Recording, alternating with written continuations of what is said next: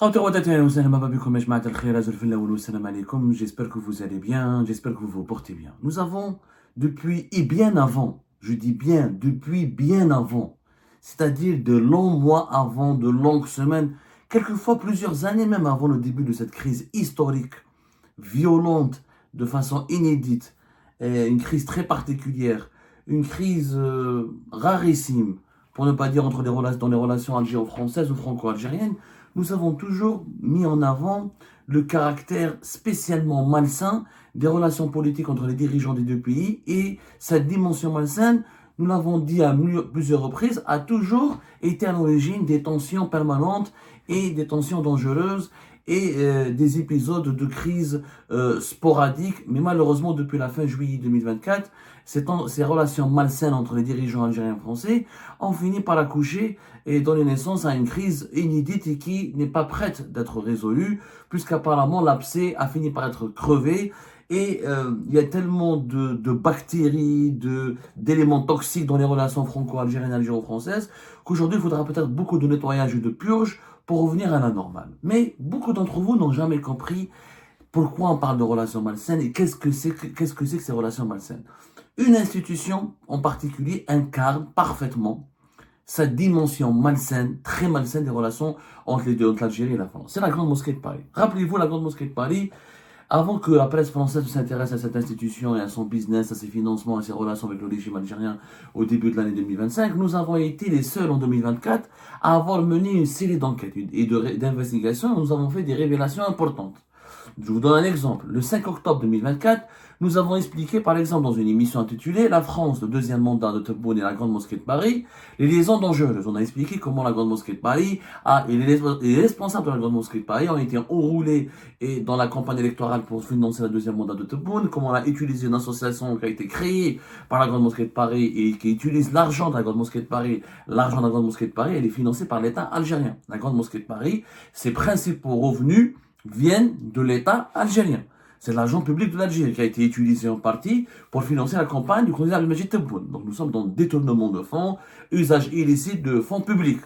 On l'a révélé, on a été les seuls, on n'a jamais été suivi.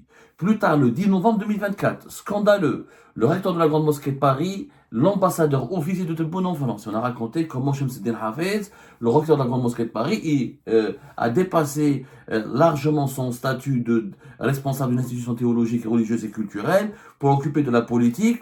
Les recteurs de la Grande Mosquée peuvent faire de la politique à certains degrés, mais en fait, il est devenu plus puissant que l'ambassadeur d'Algérie. Il faisait des missions à la place de l'ambassadeur d'Algérie. Il est devenu l'intermédiaire et l'émissaire attitré du gouvernement d'Al-Majid Tebboune, de la présidence algérienne, auprès des autorités françaises. Et c'est non constitutionnel, c'est illégal, c'est immoral parce que l'État algérien a suffisamment de diplomates brillants et de fonctionnaires qui le représentent dignement pour réaliser sa tâche. Ce n'est plus du lobbying. On a dépassé le lobbying, on va l'expliquer plus tard. Le recteur de la Grande Mosquée de Paris est devenu l'ambassadeur attitré de Tebboune en France. Le 14 novembre 2024, la Grande Mosquée de Paris, Tebboune et le business opaque très secret des produits halal en Europe. Nous avons été les premiers et les seuls à avoir révélé comment, entre 2022 et 2023, notamment en décembre 2022 et juin 2023, comment Abdelmajid Tebboune, la présidence algérienne, a accordé le monopole absolu à la Grande Mosquée de Paris au nom d'un mandat exclusif qui a été délivré par l'État algérien pour la certification halal de tous les produits alimentaires en provenance des pays de l'Union européenne.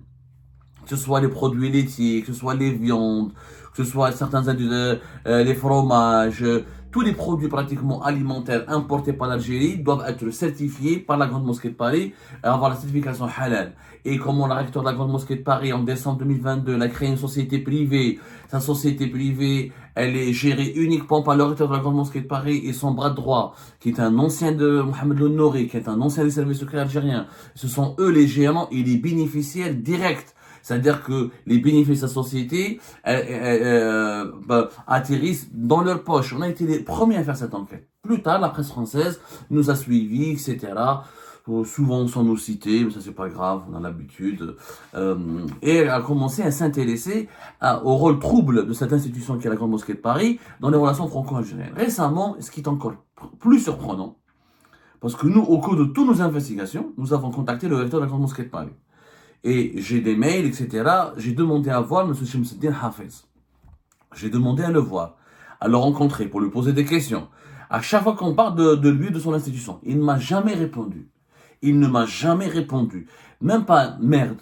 Même pas merde. Par contre, alors, il y a juste là quelques jours, Libération, le grand journal Libération, français, il fait toute une enquête sur la grande mosquée de Paris, pour son édition du 9 et 10 août dernier, le 9 et le 10 août dernier, une grande une, Shamsuddin Hafez, un recteur au cœur du réacteur franco-algérien.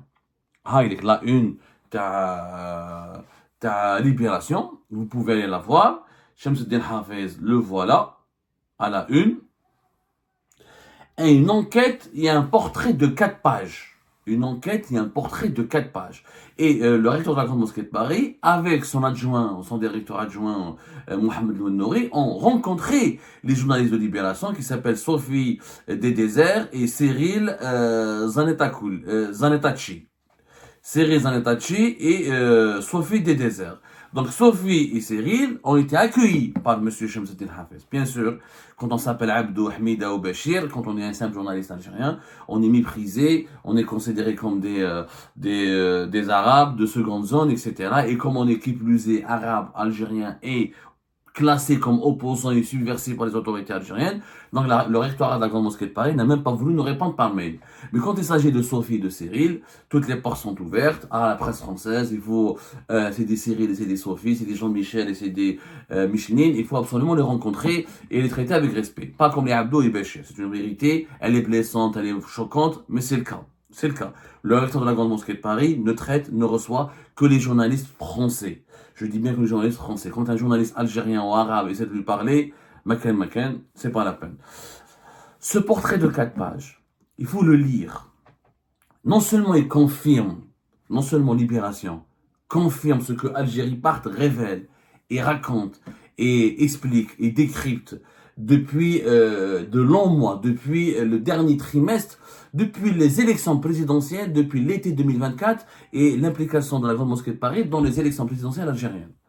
Mais non seulement c'est Libération qui confirme, c'est le recteur de la Grande Mosquée de Paris lui-même qui révèle que c'est Tebboune qui lui a demandé de s'impliquer dans la campagne électorale des présidents français, des élections présidentielles françaises en 2022 pour soutenir qui? Monsieur Emmanuel Macron.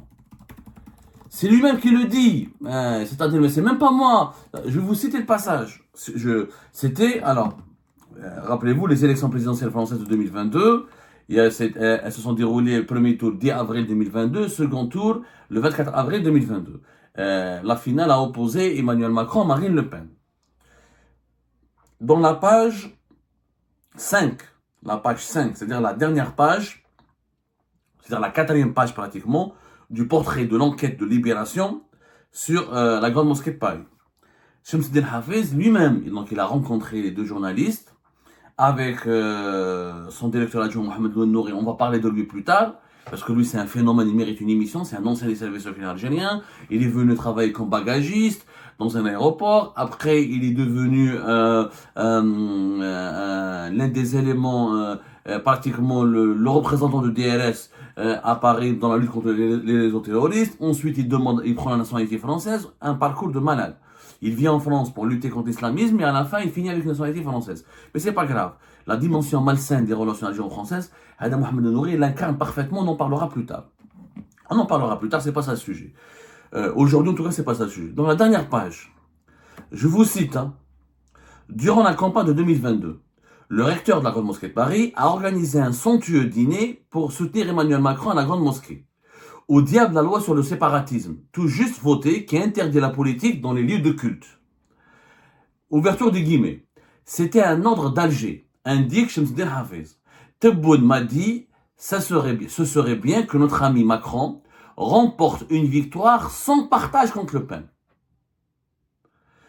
J'ouvre les guillemets. Shamsuddin Hafez, recteur de la Grande Mosquée de Paris, lui-même avoue et révèle à Libération que c'était un ordre d'Alger, un ordre, mais c'est une demande, un ordre d'Alger, pas une demande. Tebboune m'a dit, ce serait bien que notre ami Macron remporte une victoire sans partage contre Le Pen. Pause, j'aurais pu ne pas le faire. Mais l'extrême droite flambe en Europe. Mes ennemis, les frères musulmans, les salafistes disent restez en dehors des élections. Ne votez pas dans ce pays de mécréants. Moi, je pense qu'il faut voter, participer aux affaires de la cité. Le président élu fut reconnaissant. C'est-à-dire, nous avons une mosquée financée par l'Algérie. Les chiffres ont été donnés. Et Shamsuddin Hafez reconnaît, c'est un secret polichinelle, on a même certifié Algérie, on a été les premiers à le dire.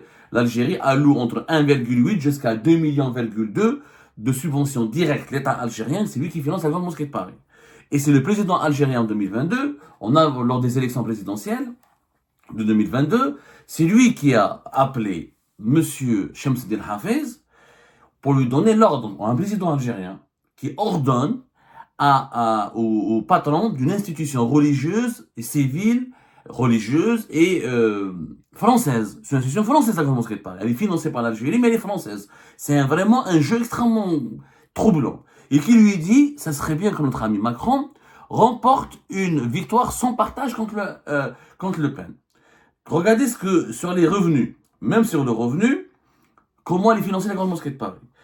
Tout est reconnu. Shamsuddin Hafez, il a montré aux journalistes de Libération l'argent qu'il gagne. 4,2 millions d'euros, c'est le business qu'on aurait rapporté en 2024. Comment on appelle ça, la certification, le monopole sur la certification halal de toutes les viandes et les produits alimentaires exportés vers l'Algérie par les pays, les exportateurs de l'Union européenne. Il y a encore ce chiffre est vraiment douteux parce qu'on estime que c'est beaucoup plus que cela. 4 millions, c'est vraiment très peu. Plus de 2 millions d'euros les dons et les subventions de l'État algérien, plus 7 millions d'euros de dons, la communauté musulmane qui donne des dons. Il faut savoir que la Grande Mosquée de Paris, c'est 250 mosquées affiliées. Et le recteur de la Grande Mosquée de Paris, il est payé plus de 8300 euros. Il faut savoir que 8300 euros, on n'est pas loin du salaire du ministre en France. En France, un ministre, il est payé à 10 600 euros. Lui, Shamsuddin Hafez, 8 300. Et la majorité des financements viennent directement de l'Algérie. 2 millions et quelques, c'est des subventions pour le fonctionnement de la grande mosquée. Les 4 millions, presque 5 millions d'euros, c'est le business halal. Le reste, les dons, c'est pour... la grande mosquée de Paris n'utilise pas beaucoup les dons pour son propre fonctionnement, elle l'utilise pour financer les autres mosquées. Mais, un minimum de la part de l'État algérien, il a 7 millions d'euros entre la certification halal entre le business de la certification halal des viandes et des produits alimentaires et le budget de fonctionnement. 7 millions d'euros. Donc, presque 7 millions d'euros. Si c'est presque 7 millions d'euros. Et lui-même, Shamsuddin Hafez, reconnaît que c'est Tebboune qui est son patron. Donc, nous avons l'institution française, mais son patron. Et ses financiers, c'est le président algérien. La présidence algérienne, ou le gouvernement algérien. Et en 2022, c'est le président algérien qui dit ça serait bien que notre ami Macron. Alors, en 2022, c'était notre ami. Aujourd'hui, il y a la bagarre politique, l'Algérie menace, on est pratiquement quasiment au bord de la rupture. L'Algérie qui dit, on n'a plus besoin de la France, on n'a pas besoin de la France pour vivre, on va s'émanciper de la France, de son emprise, de son mauvaise influence. Mais en 2022, Tebboune considérait que Macron, son ami, il finançait, parce qu'il utilisait la Grande Mosquée de Paris pour appeler la communauté musulmane, donc quelque part, il participait financièrement et politiquement au soutien d'Emmanuel Macron. Et Emmanuel Macron a été reconnaissant. Donc, regardez dans quel scandale on nous retrouve. Pourquoi c'est un scandale? D'abord, que l'Algérie aide la Grande Mosquée de Paris, c'est pas ça le problème. Moi, je trouve que c'est légitime que, au regard de l'histoire et de l'importance de la communauté algérienne que nous avons en France, que l'Algérie s'implique dans le financement ou dans la gestion de certaines institutions qui ont une influence en France, que ce soit des institutions religieuses ou civiles ou autres. Sauf que il y a une différence entre lobbying et ingérence étrangère. Le lobbying, c'est quoi? Je soutiens la Grande Mosquée de Paris pour faire du lobbying, pour fédérer la communauté algérienne, pour lutter contre les islamistes et les radicaux, contre les idéologies arriérées qui peuvent semer la fitna et la zizanie au sein de la communauté algérienne musulmane en France. Ça oui. Pour aider les plus précaires de la communauté algérienne, pour aider les étudiants algériens à réaliser, à améliorer leur parcours et obtenir leur réussite. pour faire le lobbying, pour inviter les députés français, pour que les députés français ne votent pas pour des lois ou des résolutions contre les intérêts algériens, pour draguer, séduire les entreprises françaises, pour qu'elles puissent venir investir en Algérie, créer des emplois, créer des richesses, pour tisser de bonnes relations avec les médias français, pour qu'ils ne publient pas des contenus diffamatoires, calomnieux et préjudiciables à l'image de l'Algérie. Ça, c'est du lobbying. Mais se mêler d'une élection présidentielle, soutenir et participer à la campagne au profit d'un candidat au détriment d'un autre candidat, ce n'est pas du lobbying, c'est de l'ingérence étrangère. Comment aurait réagi l'Algérie si Notre-Dame d'Afrique, par exemple, serait financée par l'État français et que le prêtre responsable, l'évêque ou l'archevêque de Notre-Dame d'Afrique va dire « Ah, il faut soutenir Tebboune contre Louisa Hannoun, etc. » Comment on aurait pu l'interpréter? Et c'est très maladroit. Imaginez Macron a perdu les élections. Imaginez demain on va parier sur un candidat et c'est son concurrent qui va gagner. Il va pas se retourner contre l'Algérie, il va pas se retourner contre les intérêts de l'Algérie, il va pas adopter une politique anti-algérienne. Non, je déclenche les élections présidentielles françaises. Ça, c'est une affaire de Françaises et de Français. L'Algérie doit avoir de bonnes relations avec tous les décideurs français, quelle que soit leur idéologie, quel qu'ils soient d'extrême gauche ou d'extrême droite. C'est le peuple français qui choisit ses représentants. Comme c'est le peuple algérien qui est censé choisir lui aussi ses représentants.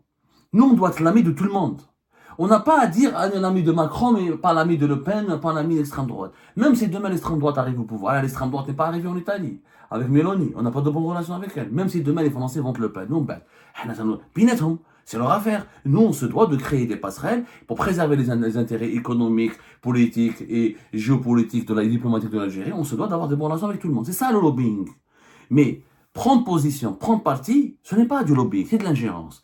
Et regardez les conséquences aujourd'hui. C'est que Tebboune a misé sur Macron, il a utilisé Macron, et en 2024, quand Macron s'est retourné contre Tebboune parce qu'il a choisi le camp du Maroc, ça a été une crise. Tebboune, maintenant, Tebboune, il s'est fait avoir. Donc c'est la faute. Non seulement Tebboune, ce qu'il fait, c'est illégal. Et ce que fait la Grande Mosquée de Paris, c'est illégal. D'abord, c'est l'argent. Elle est financée par l'argent public. Est-ce qu'on a consulté le peuple algérien pour dire est-ce que le peuple algérien est d'accord pour soutenir Macron? C'est notre argent. L'argent de la Grande Mosquée, elle est essentiellement notre argent. Mais à part les dons des fidèles, mais les 7 millions d'euros entre business du halal et c'est de l'argent public et les budgets de fonctionnement, les subventions pour les budgets de fonctionnement. Pour le fonctionnement de la Grande Mosquée de Paris, c'est l'argent public, c'est l'argent de l'État. C'est l'argent du peuple algérien. L'État, c'est l'émanation du peuple. Est-ce qu'on nous a consulté? Est-ce qu'un Algérien, je suis pas d'accord. Est-ce que les Algériens sont d'accord pour soutenir Macron contre le Pen? Et puis cet argent, pourquoi il doit servir à soutenir Macron? Et pourquoi le recteur de la Grande Mosquée de Paris doit être payé presque comme un ministre? 8300 €, c'est extrêmement exagéré. Quelle est sa charge de travail? Quelle est sa responsabilité? Quel est son impact? Elle a un khalson à 8300 €. Je ne comprends pas. Donc, d'abord, il y a un scandale de financier qui peut être carrément de la corruption. Parce que utiliser l'argent public de l'État algérien pour convaincre des associations et d'autres mosquées, d'autres imams pour appeler à voter pour Macron, c'est un peu de la corruption. C'est pas une élection, on est censé voter par conviction. Et c'est pas notre élection. Ce n'est pas l'Algérie, c'est pas une élection algérienne, c'est une élection présidentielle française. Donc Tebboune 2022 a soutenu Macron. Donc quand Tebboune a fait la campagne électorale pour son deuxième mandat, il a utilisé la Grande Mosquée de Paris en France. Macron a fermé les yeux. Les autorités françaises n'ont rien dit, alors que nous on a révélé. La Grande Mosquée de Paris, qui est une institution française, elle a utilisé ses responsables et une association qui lui est rattachée pour faire les meetings et promouvoir le deuxième mandat de Tebboune. Les autorités françaises n'ont fermé les yeux. Pourquoi? Parce que Macron est reconnaissant, comme le dit lui-même le recteur de la Grande Mosquée de Paris. Comme Tebboune a soutenu en 2022, Macron a soutenu Tebboune en 2024. Vous imaginez? Ça les relations malsaines. Et quand il y a un problème qui survient, les deux sont blessés. Tebboune est blessé aujourd'hui. Pourquoi? Il dit que j'ai soutenu Macron. Je l'ai pratiquement entre guillemets. Même si c'est pas peut-être. Votre ordinateur a signalé qu'il était. Excusez-moi. Les alertes trop. Même si Macron ne l'a pas peut-être. Même si Macron ne l'a pas fait délibérément, n'a pas voulu délibérément trahir Tebboune. Mais Tebboune se sont trahis. On a investi sur lui. L'Algérie, elle a investi sur lui. Organiser un dîner, demander aux imams, faire du lobbying sur le terrain. C'est aussi une participation financière et politique. Pour qu'à la fin, en 2024, Macron choisit le camp du Maroc. Vous imaginez la blessure de Tebboune. Dans ce cas-là, où je déclare les élections présidentielles, il fallait pas soutenir Macron, il fallait laisser Macron gagner tout seul, il fallait établir de bonnes relations avec l'ensemble des classes politiques françaises. Peut-être ça aurait été plus utile pour empêcher la France de s'aligner sur la position marocaine. Peut-être. Et encore, au nom de quoi, nous, on doit utiliser notre argent en Algérie pour financer une institution française qui se met des élections présidentielles françaises, avec de l'argent public algérien, alors que nous avons d'autres besoins, d'autres priorités. Soutenir les talents de la communauté algérienne, faire du lobbying pour que les entreprises françaises viennent en Algérie, faire du lobbying au niveau d'autres institutions françaises pour que le climat et l'environnement juridique et politique français ne soient pas hostiles aux intérêts algériens. Ça, c'est du lobbying. Mais ça, c'est pas du lobbying. Et c'est ça, des relations malsaines. Donc, Lyon, l'Algérie de Tebboune diabolise les Rotaillot et diabolise Macron. Regardez-moi aujourd'hui Macron, c'est lui qui fait une lettre pour demander des sanctions contre l'Algérie, contre les autorités algériennes. Alors qu'en 2022, c'est l'Algérie qui l'a soutenu, qui a participé à sa campagne pour l'élire, pour qu'il gagne contre Marine Le Pen. Vous savez, ça, c'est malsain. C'est pour ça qu'il y a trop de problèmes entre les deux. C'est parce qu'il y a c'est pas une relation saine. Elle n'est pas, c'est des relations entre la France et l'Algérie ne sont pas basées sur le respect mutuel, sur le dialogue, sur la préservation des intérêts mutuels. Elles sont basées sur des connexions et des liaisons affairistes, dangereuses, où chacun, où les dirigeants français instrumentalisent l'Algérie pour leur agenda politique interne et les dirigeants algériens instrumentalisent la France pour leur agenda politique interne. Et c'est pas moi qui le dis, c'est le recteur de la Grande Mosquée de Paris qui l'a avoué à Libération. Donc tout ce qu'on a dit, non seulement était vrai, mais c'est encore plus grave. Maintenant, c'est assumé, c'est révélé publiquement. C'est-à-dire, maintenant, le recteur de la Grande Mosquée de Paris, il dit publiquement, et je pense qu'il l'a fait exprès, c'est un message pour Macron. C'est un message pour Macron, c'est pour lui dire, calme-toi quand tu veux sanctionner l'Algérie, rappelle-toi que c'est nous qui t'avons aidé pour devenir président en 2022. C'est des messages codés que l'Algérie envoie à Macron. Rappelle-toi, on t'a soutenu, on t'a financé, donc calme-toi. Financé dans le sens, des Algériens ramener des valises comme Kadhafi. Mais la Grande Mosquée, soutenue par l'État algérien financièrement, elle a organisé des dîners, des événements. Donc elle a participé, elle a utilisé son argent, et une partie de son argent, pour soutenir Emmanuel Macron. Donc c'est un message. C'est un message pour dire, on t'a soutenu, tu nous as trahis. Mais il fallait pas. Il fallait pas ni le soutenir, ni être contre lui. Il fallait juste rester dans votre rôle, faire du lobbying, et le lobbying, il a des limites. Ça, c'est pas du lobbying. Là, c'est de l'ingérence malsaine qui ne peut que créer des problèmes. Quand on se mêle des affaires des autres, à un moment donné, ça donne l'impression qu'on est puissant, mais il y aura toujours des coups et des contre-coups et des préjudices, ça va se retourner contre nous, et là, ça devient fatal.